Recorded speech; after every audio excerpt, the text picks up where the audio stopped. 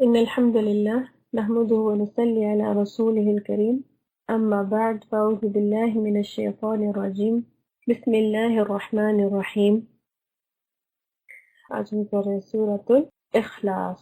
قرآن کی بہت چھوٹی صورتوں میں ہے. اس کا نام سورۃ الاخلاص ہے. بہت ساری صورتیں ہیں جن کا صورتوں کے اندر سے ہی ان کا نام ہوتا ہے، جیسا سورۃ الفلق قل اعوذ برب الفلق، سورۃ الناس قل اعوذ برب الناس. لیکن سورۃ الاخلاص کا نام اخلاص جو ہے وہ اس سورہ کا حصہ نہیں ہے. اس کو جو نام سورۃ الاخلاص دیا گیا ہے وہ اس کے میننگ کی وجہ سے دیا گیا ہے. اس کے اندر جو اس کا مطلب ہے، اخلاص کا مطلب ہے خالص ہو جانا، سنسیئر ہو جانا، کسی کے ساتھ مخلص ہو جانا، تو اس سے اس کا نام ہے اخلاص. اور یہ جو اخلاص ہے یہ ہر طرح کے شرک سے ہمیں پاک کر دیتی ہے، ہماری خلاصی کر دیتی ہے، خالص کر دیتی ہے، خلوص، بالکل خلوص. اسی طرح سورہ فاتحہ ہے. سورہ فاتحہ کا نام جو لفظ ورڈ فاتحہ ہے وہ بھی اس پوری صورت میں کہیں نہیں ہے. اس کا بھی میننگ کے اعتبار سے ہے کہ وہ افتتاح کرتی ہے، قرآن کی اوپننگ کرتی ہے، اس وجہ سے اس کا نام فاتحہ ہے. اسی طرح سورۃ الاخلاص ہے کہ خالص کر دینا، اور یہ بہت اہم صورتوں میں سے ہے قرآن کی. اس کا نمبر جو ہے 112 ہے، آیات جو ہیں وہ 4 ہے، اور جس ترتیب کے حساب سے وہ نازل ہوئی ہے وہ 22 ہے. کہاں نازل ہوئی؟ مکہ میں. اس کے بارے میں اختلاف ہے کہ یہ کہاں پہ نازل ہوئی ہے، مکہ میں نازل ہوئی ہے یا مدینہ میں نازل ہوئی ہے، لیکن میجورٹی جو اسکالرز کا کہنا ہے کہ یہ مکہ میں نازل ہوئی ہے. اور دوسری بات ہے کہ ایک ایسی صورت ہے کہ جس میں بہت بیسک بات بتائی گئی ہے اسلام کے بارے میں، اللہ کے بارے میں. تو ہو سکتا ہے کہ مختلف لوگوں نے جگہ جگہ آپ سے اس کے بارے میں پوچھا ہو اللہ کے بارے میں، تو انہوں نے مکہ میں بھی لوگوں کے سامنے یہ پڑھی ہے، مدینہ میں بھی پڑھی، اور جنہوں نے مدینہ میں پہلی بار سنا ہے وہ سمجھے ہیں کہ مدینہ میں ہی نازل ہوئی ہے. لیکن زیادہ تر اسکالرز کا اجتماع ہے اس چیز میں کہ یہ سورہ مکی ہے. اس کے بہت سارے نام ہیں. اس کا نام سورۃ الاخلاص بھی ہے، اس کو قل هو اللہ احد بھی کہتے ہیں، اس کو الصمد بھی کہتے ہیں. عربوں کا ایک کلچر ہے کہ جن سورت سے، جن چیز سے انہیں بہت زیادہ محبت ہوتی ہے اس کے بہت سارے نام رکھ لیتے ہیں اور ان کو بہت سارے ناموں سے پکارتے ہیں. اسی طرح جس طرح ہمیں اپنے کسی فیملی ممبر سے بہت محبت ہوتی ہے، ہمیں اپنی بیٹی سے، تو ہم اگر وہ اچھی کک ہے تو ہم اسے کہتے ہیں بھائی یہ تو کک بھی ہے، یہ تو شیف بھی ہے. یہ اگر وہ بہت اچھا پینٹ کرتا ہے ہم کہتے ہیں آرٹسٹ بھی. ہم ڈفرینٹ نام دینا شروع کر دیتے ہیں. اسی طرح عربوں میں یہ بہت عام بات تھی، انہیں کوئی چیز پسند ہوتی تھی اس کو ڈفرینٹ نام دیتے تھے. تو اس کا نام ہے سورۃ الاخلاص. اسٹارٹ کرتے ہیں تلاوت سے اس کی انشاءاللہ. اعوذ باللہ من الشیطان الرجیم، بسم اللہ الرحمن الرحیم. قل هو اللہ احد اللہ الصمد لم یلد ولم یولد وَلَمْ يَكُنْ لَهُ كُفُوًا أَحَدٌ. میجورٹی میرا خیال مسلمانوں کو یہ صورت یاد ہے، حفظ ہے، بچے ہیں، بڑے ہیں، اور یہ بہت اس کے ورڈ، اس کو یاد کرنا بہت اللہ تعالیٰ نے آسان بنا دیا ہے. اور اکثر کئی دفعہ یہ ہوتا ہے کہ ہم اپنی نماز میں بھی اس کو پڑھتے ہیں، بلکہ زیادہ تر پڑھتے ہیں. بہت چھوٹی صورت ہے لیکن مطلب کے اعتبار سے، میننگ کے اعتبار سے، سمجھنے کے اعتبار سے نبی پاک صلی اللہ علیہ وسلم نے کیا کہا، اس کو 1/3 آف قرآن کہا گیا ہے کہ قرآن کا 30واں حصہ ہے. کتنی بڑی بات ہے، 1/3 آف قرآن ہے. کیسے ہے یہ 1/3؟ سورہ فاتحہ میں ہم نے پڑھا تھا کہ پورے قرآن کو اگر ٹاپکس کے حوالے سے کہ میسج کے حساب سے ڈیوائڈ کیا جائے تو کتنے حصوں میں ڈیوائڈ کیا جاتا ہے؟ 3 حصوں میں. ٹھیک ہے، توحید، قیامت اور رسالت، 3 حصوں میں ڈیوائڈ کیا جاتا ہے.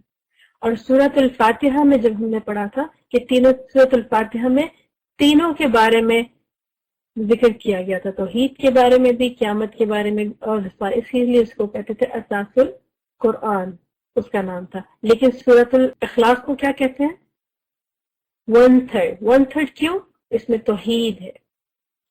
تو یہ ایک حصہ ہے پورا قرآن کا. اگر ہم پڑھیں گے تو بالکل برابر ہو جائے گا کس کے؟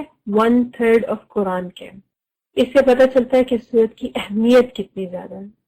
اب ہم آتے ہیں اس کو سمجھتے ہیں کہ اس کا اللہ تعالیٰ یہاں میں کیا بتا رہے ہیں.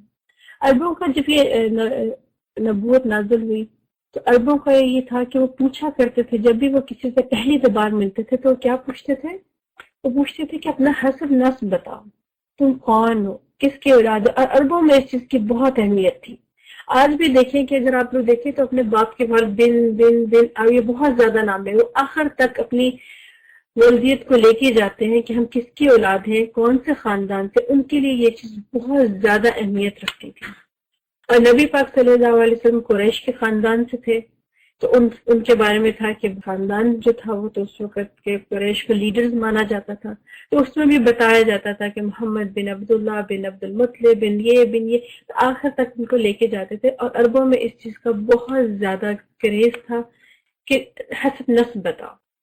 اسی طرح جب نبی پاک صلی اللہ علیہ وسلم نے جب اللہ تعالیٰ کے بارے میں بتانا شروع کیا تو بہت سارے لوگ جو ان کے پاس آتے تھے وہ کیا پوچھتے تھے؟ پہلی بات وہ پوچھتے تھے انسب لنا، ان کا نسب بتاؤ۔ وہ یہود کے قبیلے آتے تھے نبی پاک صلی اللہ علیہ وسلم کے پاس، تو انہوں نے کہا کہ ہم پوچھنا چاہتے ہیں کہ آپ کے رب کا نسب کیا ہے؟ انسب لنا ربک، اپنے رب کا ہمیں نسب بتائیے تو ہم یقین کر لیں گے۔ کسی نے پوچھا کہ آپ کا رب کس چیز سے بنا ہوا ہے، سونے کا ہے، چاندی کا ہے، کیا ہے؟ حسب نسب بتائیے۔ تو اس پہ سورۃ الاخلاص کا نزول ہوا، اور یہ اللہ تعالیٰ کا تعارف ہے۔ اور دوسرا یہ کہ ہم نے سورۃ الفاتحہ پڑھی ہے، اس میں اللہ تعالیٰ کا الحمدللہ رب العالمین، اور اس کو زیادہ ڈیٹیل میں کیسے بتایا گیا ہے؟ سورۃ الاخلاص میں بتایا ہے۔ تو جب نبی پاک صلی اللہ علیہ وسلم سے اللہ تعالیٰ کا نسب پوچھتے تھے تو نبی پاک صلی اللہ علیہ وسلم کون سی سورت پڑھتے تھے؟ سورۃ الاخلاص پڑھتے تھے۔ ایک تو سورۃ الاخلاص کو اخلاص کی سورت کہا جاتا ہے، اور ایک اور سورت ہے جو انشاءاللہ ہم نیئر فیوچر میں پڑھیں گے، وہ ہے سورۃ الکافرون۔ ان دونوں سورتوں کو دو اخلاص والی صورتیں کہا جاتا ہے۔ اور نبی پاک صلی اللہ علیہ وسلم کی سنت تھی کہ جب بھی وہ فجر کی اسپیشلی سنتیں پڑھتے تھے، یا یہ کہ طواف کے دوران طواف کے بعد کی جو نفل پڑھتے تھے، اس میں پہلی رکعت جو تھی اس میں سورۃ الکافرون پڑھتے تھے، اور دوسری میں کیا پڑھتے تھے؟ دوسری میں سورۃ الاخلاص۔ اور یہ دونوں صورتوں کو اخلاص والی صورتیں کہا جاتا ہے۔ کل کہہ دیجئے، کس کو کہہ دیجئے؟ سب سے پہلی بات تو ہے کس کو کہا جا رہا ہے، کون کہہ دے؟ یہ میسج کس کو کہا جا رہا ہے؟ ہم کہتے ہیں کہو، کون کہے؟ کس کو کہا جا رہا ہے کہ کل؟ نبی پاک ڈائریکٹ جو میسج ہے وہ کس کا ہے؟ وہ نبی پاک صلی اللہ علیہ وسلم کو کہا جا رہا ہے کل، اللہ تعالیٰ کی طرف سے کہہ دیجئے۔ اور جو میسج نبی پاک صلی اللہ علیہ وسلم کو ڈائریکٹلی کہا جاتا ہے وہ انڈائریکٹلی کس کو کہا جاتا ہے؟ ہم سب کو کہا جاتا ہے۔ اب یہ دیکھیں یہاں سے ہمیں پتہ چلتا ہے کہ نزول کے حساب سے اس کا 22واں نمبر ہے۔ اس کا مطلب ہے کہ کچھ تعارف ہو چکا تھا اور کچھ آیات نازل ہو چکی تھی۔ اسی طرح سورہ فاتحہ 5واں نمبر ہے، وہ بھی نازل ہو چکی تھی۔ الحمدللہ رب العالمین، تمام تعریف و شکر اللہ کے لیے۔ یہاں پر کیا ہے؟ یہاں پہ ڈائریکٹلی کہہ دیا گیا ہے۔ وہاں دیکھیں سورہ فاتحہ میں نہیں کہا کہ کل الحمدللہ رب العالمین، نہیں، وہاں بتایا جا رہا ہے کہ الحمدللہ رب العالمین، تمام تعریفیں اور شکر اللہ کے لیے جو تمام جہانوں کا رب ہے۔ یہاں پہ کیا ہے؟ یہاں پہ ڈائریکٹلی کہا جا رہا ہے کہو، کل کہہ دیجئے۔ اس کا مطلب ہے کہ جو ایک تعارف تھا نا وہ ختم ہو چکا تھا، اب کہا ہے کہ کھلا کہہ دیجئے، بغیر ڈرے بغیر جھجکے کہہ دیں، مطلب علانیہ کہہ دیں، کہہ دیجئے، سب کو بتا دیں، ڈرنے کی ضرورت نہیں ہے، کھل کے بتائیں، کل کہہ دیجئے۔ ڈائریکٹلی کس کو ہے؟ نبی پاک صلی اللہ علیہ وسلم کو ہے۔ انڈائریکٹلی کیا ہے؟ جو میسج بھی ہمارے نبی کے لیے ہوتا ہے وہ انڈائریکٹلی ان کی پوری امت کے لیے، ہمارے لیے بھی ہے۔ کل کہہ دیجئے، کیا کہہ دیجئے؟ ہوا کا مطلب کیا ہے؟ وہ، یہ ضمیر شان ہے۔ وہ ضمیر شان کیا ہوتا ہے؟ کئی دفعہ ہم لوگ بہت ہی کوئی امپورٹنٹ ٹاپک ہوتا ہے یا بہت ہی کوئی کامن چیز ہوتی ہے جس کے بارے میں ہم بات کریں تو ہم نام لیے بغیر بات کریں تو لوگ سمجھ جاتے ہیں۔ فار ایگزامپل ہماری فیملی میں کسی ایک اسٹوڈنٹ ہے، ایک کوئی بچہ ہے، خاندان کا بچہ ہے، وہ ہمیشہ ہائیسٹ مارکس لیتا ہے، ٹاپ کرتا ہے ہر جگہ۔ تو اس سال بھی اس نے کیا تھا، ہم کہتے ہیں اس نے پھر ٹاپ کیا، تو اتنی چیز لوگوں کو پتا ہوتی ہے کہ تو معمول ہے، یہ تو ہر سال کرتا ہے کہ لوگ سمجھ جاتے ہیں کہ کس نے کیا، اس میں کئی دفعہ ہم نام نہیں لیتے، یا یہ کہ کوئی ایشو چل رہا ہوتا ہے، کس نے کچھ برا کام کیا ہوتا ہے تو ہم کہتے ہیں اوف اس کے ساتھ تو بہت برا ہوا، اس کے ساتھ ہم نام نہیں لیتے، اس کے ساتھ بہت برا ہوا. تو کیا ہے کہ وہ اتنی چیز عام ہے، یا اس کا نام اتنی کہ ہر کوئی اس کے بارے میں جانتا ہے کہ ہمیں نام لینے کی ضرورت ہی نہیں ہے. کل ہوا تو یہ بھی ہے کہ عربوں کو آلریڈی پتا تھا، وہ منکر نہیں تھے اس چیز کے، جو قریش تھے اہل عرب تھے وہ منکر نہیں تھے اس چیز کے، بلکہ کوئی بھی نہیں تھا، کوئی بھی انکار نہیں کرتا تھا کہ اللہ ہے. لیکن یہ کہ کل کہہ دیجئے وہ، مطلب وہ جسے تم آلریڈی جانتے ہو، کل ہوا اللہ، کہہ دیجئے کہ وہ اللہ احد، ایک ہے. پرابلم کہاں سے تھی؟ عربوں کو کس چیز سے پرابلم تھی؟ انہیں اللہ سے پرابلم نہیں تھی، کیونکہ سورہ زخرف میں آیا کہ آپ ان سے پوچھیے کہ تمہیں کس نے پیدا کیا، تو وہ کیا کہیں گے؟ اللہ نے پیدا کیا. اسی طرح سورہ عنکبوت میں ہے کہ آپ ان سے پوچھیے کہ آسمان اور زمین کو کس نے پیدا کیا، چاند اور سورج کو کس نے پیدا کیا، تو وہ ضرور کہیں گے کہ اللہ نے. وہ مانتے تھے کہ اللہ نے پیدا کیا ہے، وہ اس چیز کے انکاری نہیں تھے. اسی طرح وہ بیت اللہ کو وہ پہلے سے بیت اللہ کہتے تھے، حتیٰ کہ انہوں نے اپنے بہت سارے الہ، بہت سارے بت رکھے ہوئے تھے، لیکن وہ کیا کہتے تھے؟ وہ بیت اللہ کہتے تھے. وہ مانتے تھے کہ یہ گھر اللہ کا ہے.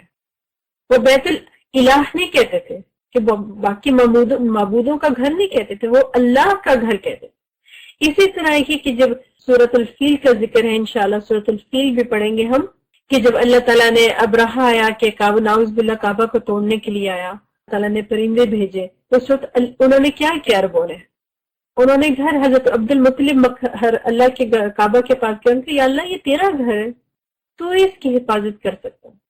اس وقت انہوں نے کسی اور کو نہیں پکارا، وہ اللہ کو ہی پکارتے تھے، لیکن اللہ کے ساتھ شریک کرتے تھے باقی لوگ، باقی بتوں کو، لات کو، عزا کو.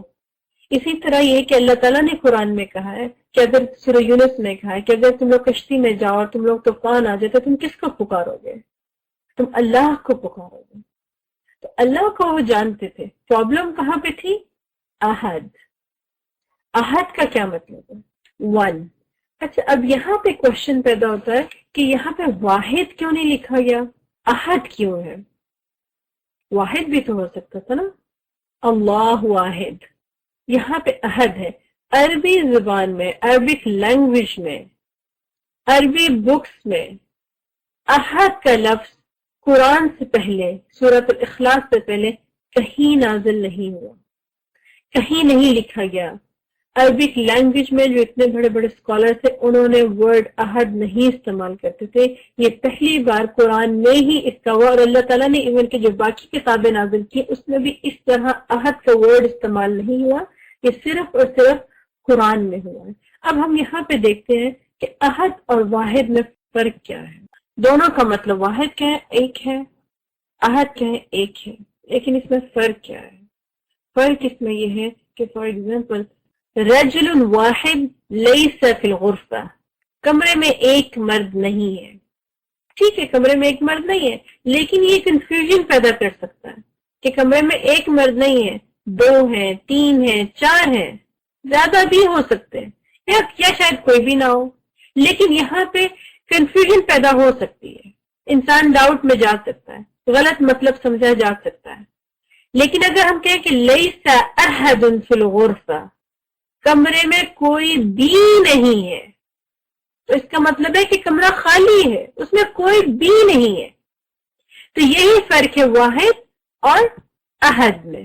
اب ہم واپس اپنی سورہ میں جاتے ہیں. قل هو اللہ احد، کہہ دیجئے، اعلان کر دیجئے، کھل کے کہہ دیجئے، ہوا وہ اللہ، اللہ احد ایک ہے.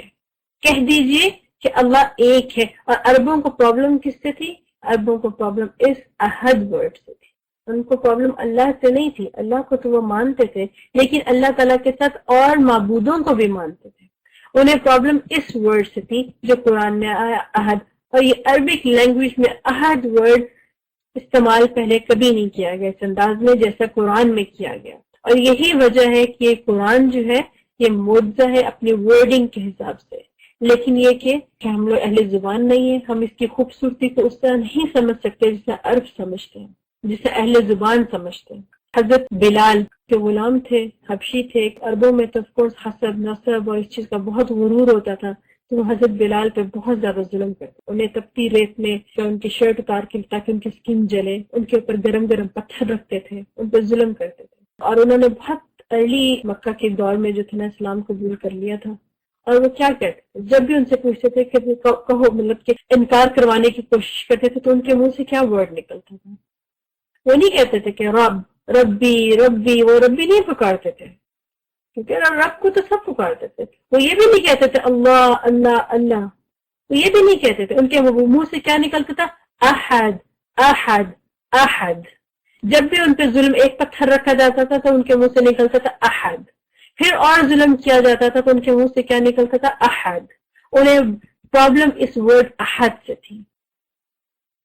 اور احد جو ہے اس کا مطلب ہے کہ اللہ تعالیٰ یونیک ہے، اللہ تعالیٰ ہر چیز میں واحد ہے. تو انہیں وہ پرابلم تھے احد سے، اور اسی لیے حضرت بلال کے منہ سے کیا نکلتا تھا؟ وہ نہیں مانتے. ان کا ایمان اتنا مضبوط تھا کہ ان کے منہ سے کچھ اور ورڈ نہیں نکل سکتے تھے. اگر وہ اللہ کہتے تو اللہ کو تو قریش بھی مانتے تھے، اہل عرب بھی مانتے تھے، یہودی بھی مانتے تھے، عیسائی بھی مانتے تھے. اللہ سے پرابلم نہیں تھی کسی کو. پرابلم کس چیز سے تھی؟ احد سے تھی. وہ کیا کہتے تھے؟ احد احد. تو وہ اپنے منہ سے نکالتے احد، ان پہ اور ظلم کیا جاتا. وہ پھر کہتے احد، ان سے اور ظلم کیا جاتا. قل هو اللہ احد. یہ واقعہ جب پڑھتے ہیں نا تو ایک طرح سے رونگٹے کھڑے ہو جاتے ہیں کہ ہمیں اس ورڈ احد کی اہمیت کا پتہ نہیں ہے، کیونکہ جب سے ہم نے آنکھیں کھولی ہیں ہمیں بتایا جا رہا ہے کہ اللہ ایک ہے، اللہ ایک ہے، اللہ ایک ہے. اور اس چیز سے ہمیں کیا فائدہ ہوا ہے، ہمارے ذہنی طور پہ، ہمارے اخلاقی اور ہمارے مزاجوں میں کیا فرق ہے، ہم جان ہی نہیں سکتے. جس انسان کے پاس علم بھی نہیں ہوتا نا، وہ بھی یہ معرفت حاصل کر لیتا ہے کہ کوئی تو ہے جس نے مجھے بنایا ہے، کوئی تو ہے. اور یہی وجہ ہے کہ حضرت ابراہیم جو تھے انہوں نے اپنے باپ کو چھوڑ دیا. وہ بہت چھوٹی ہے کہ نہیں یہ جو بت ہے یہ نہیں ہمارا خیال رکھ سکتے، کوئی اور ہستی ہے. اور یہی وجہ ہے کہ سلمان فارسی ایران سے نکلے کہ نہیں یہ جو سورج چاند کی یہاں پہ عبادت کی جاتی ہے، یہ سورج نہیں ہمارا، کوئی اور ہستی ہے. تو اگر آپ کے پاس علم نہیں بھی ہے تب بھی انسان کے اندر ایک خاص کیفیت ہے کہ جس طرح ایک بچہ ہے، وہ اس کو پیدا ہوتے کھانا کھلانا کوئی نہیں سکھاتا، لیکن اسے دودھ پینا آتا ہے. ہر بچے کو ہم چلنا سکھاتے ہیں، بچے کو ہم لکھنا سکھاتے ہیں، بچے کو ہم بولنا سکھاتے ہیں، لیکن کبھی ہم نے اسے دودھ پلانا سکھایا نہیں. وہ ادھر سے پیدا ہوتا ہے اور ادھر سے ماں کا دودھ پینا شروع ہو جاتا ہے. اسے پتا ہے، اسے بھوک کا احساس ہے، اسے پتا ہے کہ بھوک ہے، کچھ بھی نہیں ہے، اس کی فطرت میں ہے. اسی طرح انسان کی فطرت میں ہے کہ کوئی ہستی ہے جو ہمیں پیدا کرتی ہے. اگر کوئی انسان جنگل میں بھی رہتا ہے نا تب بھی وہ یہاں تک پہنچ جائے گا کہ کوئی ہستی ہے جس نے ہمیں بنایا ہوا ہے. اور یہاں تھا کہ یہ عہد جو یہاں استعمال ہوا ہے اللہ تعالیٰ کے لیے، اور یہ ناکرہ میں ہوا ہے. دیکھیں عربی زبان کے کچھ ورڈز ہوتے ہیں جس سے الصمد، اس میں الف لام ہے. کچھ ایٹریبیوٹس یا کچھ صفات ایسی ہوتی ہیں جس طرح فار ایگزامپل حکیم. بہت سارے لوگ بھی ہیں جو حکیم ہے، لائک جو عقل مند ہے، وائز ہے، ٹھیک ہے. لیکن جب ہم ال لگا دیتے ہیں نا الحکیم، تو اس کا مطلب ہے یہ نام اللہ کا ہے. رحیم، بہت سارے لوگ بھی ہیں جن پہ رحم کا جذبہ ہے، رحم کا مادہ ہے، رحم کرنے والے ہیں.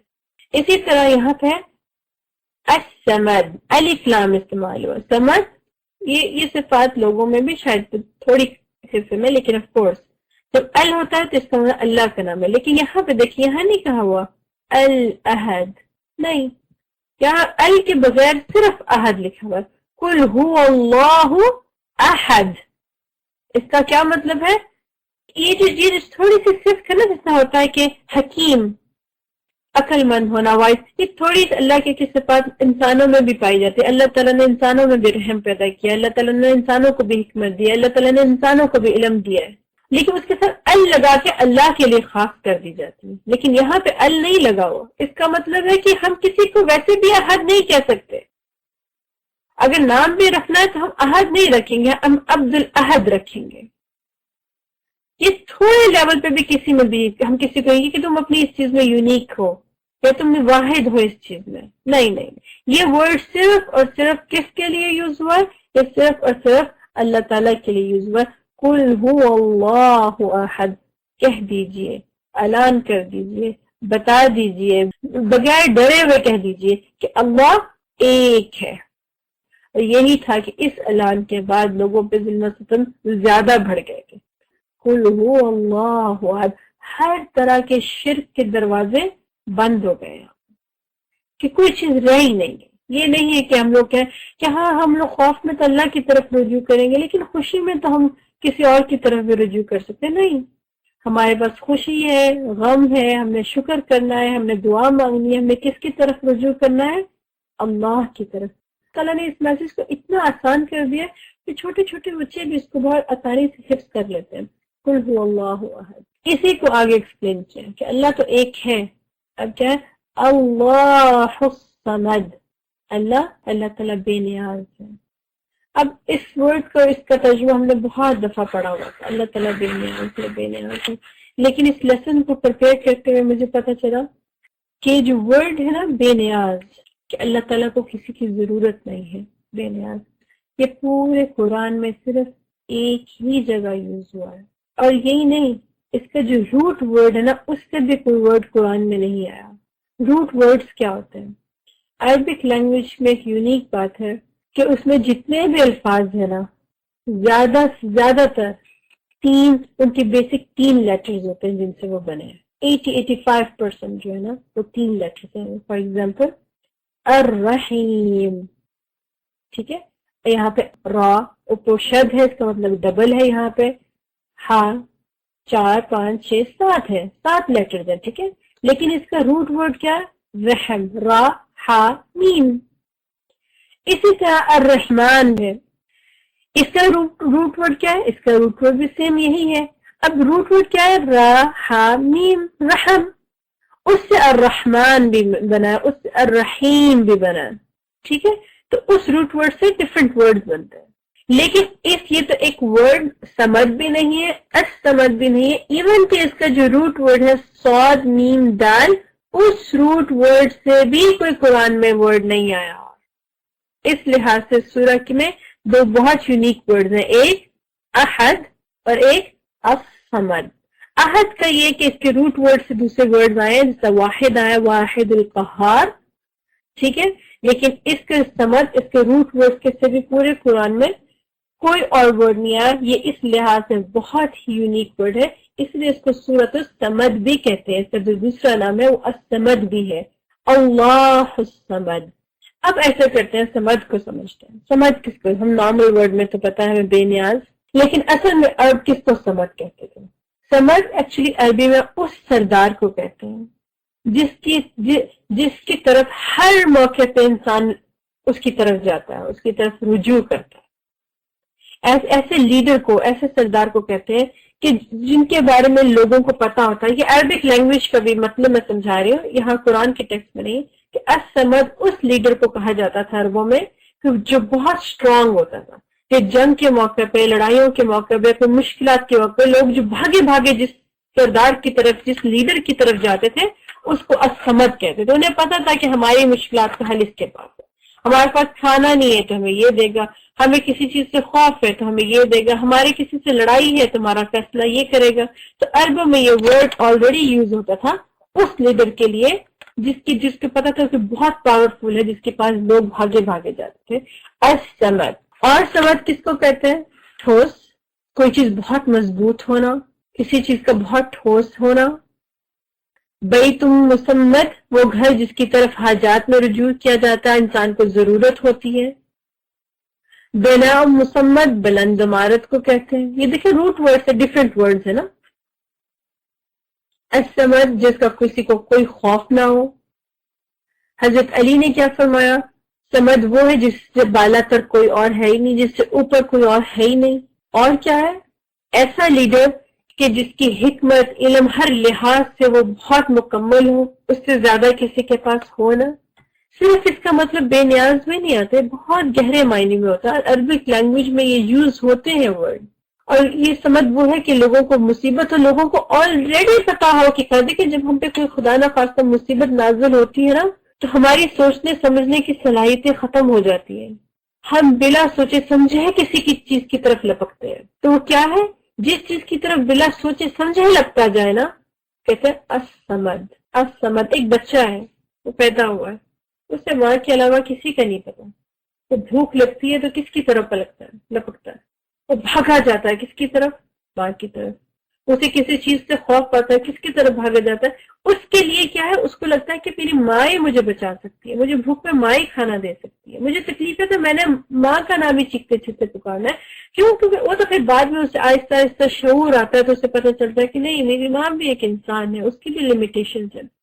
اسی طرح جو انسان ہے نا، مصیبت میں جب اس کو کچھ نہیں ہوش رہتا کسی چیز کے بارے میں، تو وہ کیا کہتا ہے، وہ جس ہستی کی طرف لپکتا ہے نا، وہ جو خوف میں، مصیبت میں، ہر چیز بغیر سوچے سمجھے جس کی طرف لپکا جائے، وہ کیا ہے، وہ ہے الصمد. کہ سوچنے کی صلاحیت آپ میں نہیں ہے، آپ اتنے ڈرے ہوئے، آپ کو اتنی سخت ضرورت ہے، لیکن آپ کو آپ کے شعور میں یہ چیز ہے کہ آپ نے کس کی طرف جانا ہے. اس کو کہتے ہیں الصمد. اللہ الصمد کون ہے؟ اور اس جیسا کوئی اور نہیں، اس میں کوئی عیب نہیں ہوتا، اس میں کوئی برائی نہیں ہوتی. اور ایسی ہستی جو اٹرنل ہے، کہ جس پہ کوئی آفت نہیں آ سکتی، ایسی ہستی، اٹرنل ہستی جس پہ کوئی آفت نہیں آ سکتی، جس کو کوئی مصیبت ختم نہیں کر سکتی، اس سے بڑی ہستی کوئی اور نہیں ہے، اس سے بڑی طاقتور ہستی کوئی اور نہیں ہے. اس کو کیا کہتے ہیں؟ اللہ الصمد. اور یہ صمد قرآن میں صرف ایک بار استعمال ہوا ہے، اور اس میں روٹ ورڈ بھی کہیں اور استعمال نہیں ہوئے. یہ یونیک ہے سورۃ الاخلاص میں. اب ہم دوبارہ پڑھتے ہیں، ان سب میننگز کو اپنے ذہن میں رکھ کے ہم دوبارہ پڑھتے ہیں. قل هو اللہ احد اللہ الصمد. اس سورت کا جو اصل میننگ تھا وہ ان دو آیتوں میں مکمل ہو چکا ہے. جو اصل میسج تھا، جو شرک کے دروازے بند ہونے تھے، وہ ان دو آیتوں میں بند ہو چکے. پہلی آیت میں کیا یونیک ورڈ ہے؟ احد. دوسری آیت میں کیا یونیک ورڈ ہے؟ الصمد. جس نے احد اور الصمد کو سمجھ لیا، اس کے سارے شرک کے دروازے ختم ہو گئے. وہ انسان کبھی گمراہی میں جا ہی نہیں سکتا جس نے ان دونوں ورڈ کو سمجھ لیا اور اس پر یقین کر لیا. اور یقین صرف الفاظ سے نہیں، دل سے اور اپنے الفاظ سے، دونوں سے یقین کرنا ایز اے مسلم ہمیں، کہ اللہ ایک ہے. اور ایک کس طرح؟ ہر لحاظ سے، اپنی صفات میں، اپنی ربوبیت میں، ہر چیز میں احد ہے. اور دوسرا کہ اس سے طاقتور ہستی کوئی نہیں ہے، اس کو کوئی ختم نہیں کر سکتا، اس سے پاورفل کچھ اور ہے ہی نہیں. وہ اس کو کیا کہتے ہیں؟ الصمد. اور یہ دونوں چیزوں، ان دونوں آیات میں مطلب ختم ہو گیا. اور آگے جو ہے اس کو تھوڑا سا زیادہ ایکسپلین کیا گیا ہے. کچھ لوگ ہوتے ہیں جن کو کوئی سمپل سی زیادہ ایکسپلینیشن کی ضرورت بھی ہوتی ہے، تو آپ ان کو زیادہ میسج اپنا کلیئر کرنے کے لیے کہتے ہیں لم یلد ولم یولد. نہ وہ کسی کا باپ ہے، نہ وہ کسی کا بیٹا ہے. جو عیسائی کرسچنز ہیں وہ کیا کہتے ہیں؟ حضرت عیسیٰ کو اللہ کا بیٹا کہتے ہیں. کیا حضرت عیسیٰ اللہ کے بیٹے ہیں؟ اچھا، اولاد کے میننگ کو اگر ہم سمجھیں تو کیا ہے؟ انسان کی اولاد انسان، ٹھیک ہے، ڈفرینٹ ہوتے ہیں لیکن کوالٹی سیم ہوتی ہے. ہم اپنے بچوں میں اب دیکھتے ہیں کہ یہ ماں کی طرح کا ہے، یہ باپ کی طرح کا ہے، اس میں ماں کی کوالٹی ہے، اس میں باپ کی ہے. بلکہ ہم یہ بھی کہتے ہیں اس میں دادا کی ہے، اس میں نانا کی ہے، اس میں نانی کی ہے، اس میں ماموں کی والی چیز آئی ہے. کیوں؟ کیونکہ وہ انسان کی اولاد انسان، بلی کا بچہ بلی، ٹھیک ہے، ہاتھی کی اولاد ہاتھی، اس میں سیم چیزیں ہوتی ہیں. تو جو اگر خدا کی اولاد ہوگی تو وہ انسان ہو سکتا ہے یا کوئی اور ہستی. خدا کی اولاد کیا ہوگی؟ وہ خدا ہی ہوگی، اس میں وہی کوالٹیز ہوں گی. تو پھر اس چیز کو کلیئر کیا، لم یلد ولم یولد. اچھا، لوگوں نے فرشتوں کو اللہ کی بیٹیاں کہہ دیا، حضرت عیسیٰ کو اللہ کا بیٹا کہہ دیا، لیکن ابھی تک کسی کی یہ جرت نہیں ہوئی کہ وہ اللہ کا باپ بھی کسی کو بنا سکے. یہ جرت الحمدللہ نہیں ہوئی. کیونکہ خیر اولاد بنانا یہ بھی کوئی کم بات نہیں ہے، لیکن ایٹ لیسٹ یہ جرت کسی کی نہیں ہوئی کہ کسی کا باپ بنا دے. ہم نہیں، ہمارے ایٹ لیسٹ مجھے نہیں پتا، میرے علم میں ابھی تک نہیں آئی یہ بات کہ کسی نے کہا کہ اللہ کا باپ ہے. ابھی کسی میں یہ جرت نہیں ہوئی کہ اللہ کا باپ کسی کو بنا دے. ہاں، فرشتوں کو اللہ کی بیٹیاں خدا نہ خواستہ نعوذ باللہ بنا دیا، حضرت عیسیٰ کو بنا دیا، لیکن اللہ تعالیٰ نے اس چیز کو کلیئر کر دیا. اگر خدا نہ خواستہ اولاد ہوتی تو وہ پاور جس میں بھی آتی. ایسا نہیں، اللہ تعالیٰ نے اس چیز کو کلیئر کر دیا. لم یلد ولم یولد ولم یکن لہ کفوا احد. اور نہ ہی کفوا. کیا کفوا کا مطلب کیا ہے؟ اس جیسا کوئی نہیں، اس کا ہمسر کوئی نہیں، اس کے برابر کوئی نہیں، ایکول کوئی نہیں۔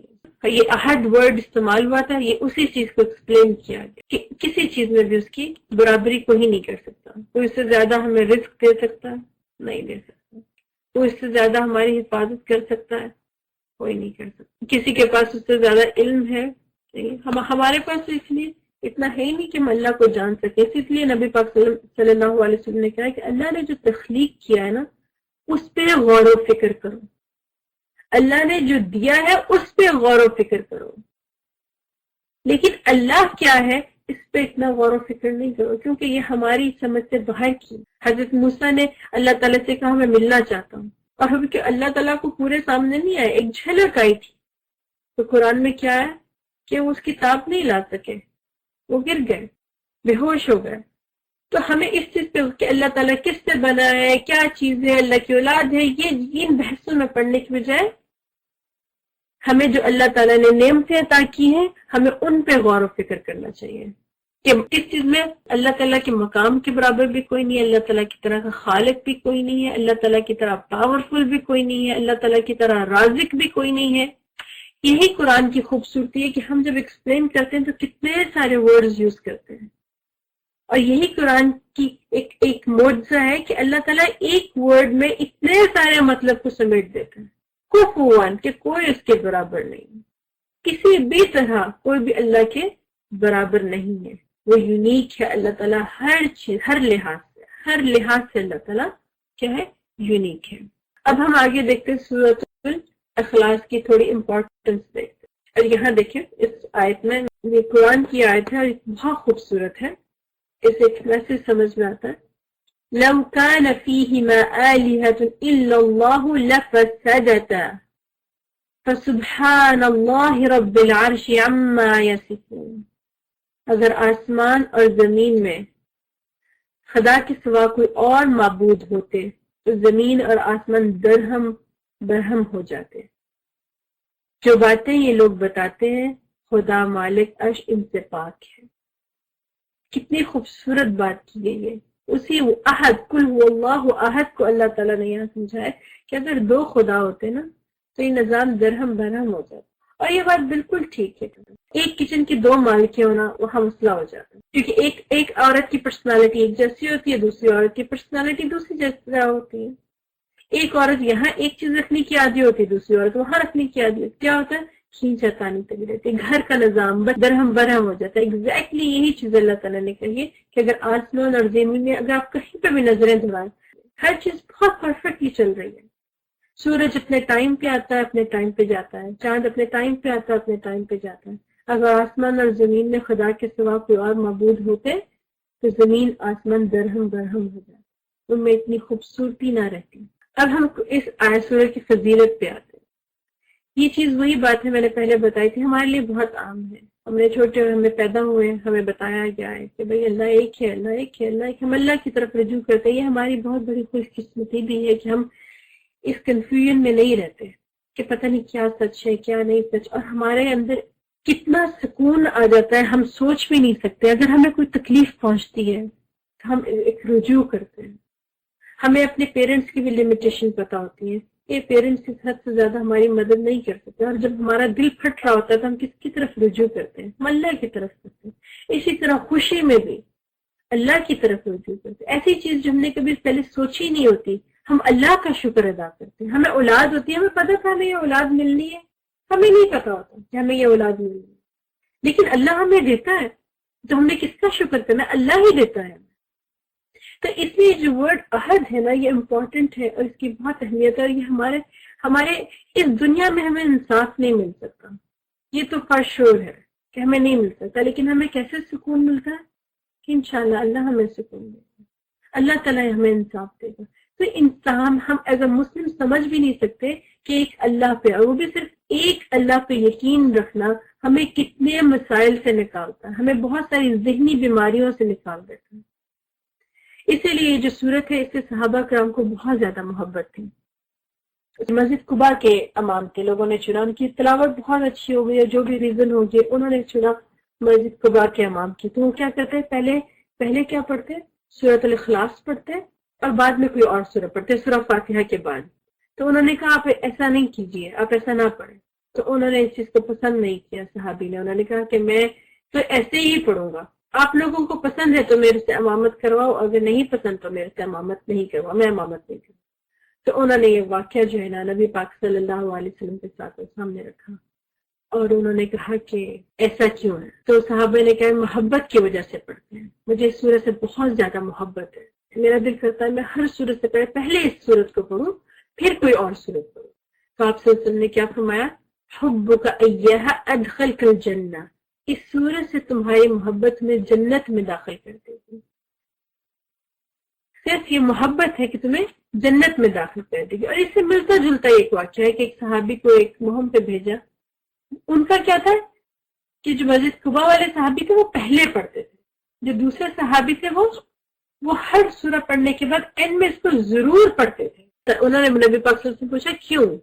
تو انہوں نے بھی یہی کہا کہ مجھے اس سورہ سے محبت بہت زیادہ ہے. تو انہوں نے نبی پاک صلی اللہ علیہ وسلم نے فرمایا اخبروہ، اس کو خبر دے دو، ان اللہ تعالی یحبہ، اللہ تعالیٰ بھی اس سے محبت کرتے ہیں. اس سورہ کی اہمیت اور اس کو جانتے تھے کہ اس صورت نے ان لوگوں کو ذہنی طور پہ کتنا سکون دیا تھا اور کتنی برائیوں سے نکال دیا تھا. تو وہ اس سورہ کو بار بار پڑھتے تھے. ایک صحابی ہر سورت سے پہلے اور ایک بعد میں. تو اللہ تعالیٰ نے ان دونوں کو خوشخبری دی ہے کہ تمہاری یہ جو محبت ہے اللہ تعالیٰ تمہیں جنت میں داخل کر دیں گے، اور یہ کہ جس طرح تم اس صورت سے محبت کرتے ہو اللہ تعالیٰ بھی تم سے ویسی ہی محبت کرتے.